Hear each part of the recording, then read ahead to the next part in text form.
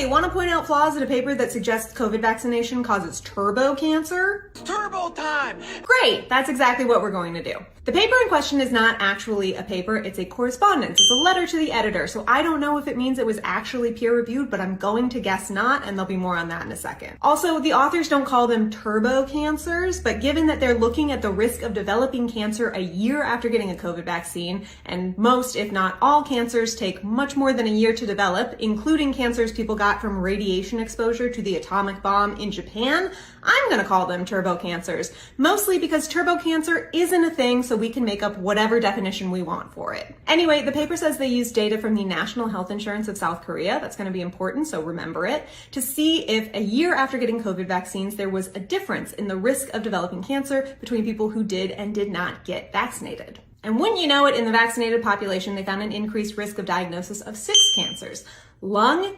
gastric, thyroid, breast, prostate, and colorectal. So remember how I said it would be important to remember that this study was done in South Korea? Well, that's because unlike the US, South Korea actually screens for all 6 of these cancers. And the reason I said I didn't think this was peer-reviewed was because if I was the peer reviewer, one of the first questions I would ask would be, did you do anything to account for the fact that people who are likely to follow vaccine recommendations are also more likely to follow cancer screening recommendations and therefore more likely to get cancer detected? The answer, of course, being no. The study did not control for screening intensity or even a family history of cancers. Nearly 90% of Korean adults were vaccinated for COVID by October of 2021. So if there was an increased risk of cancer in the year after getting a COVID vaccine, you would see that reflected in the cancer incident rates for 2022. But when you look at the age-adjusted incident rates for 2022 compared to 2021, they're actually lower. Cancer rates went down. So I'm calling this one a big old swing and a miss.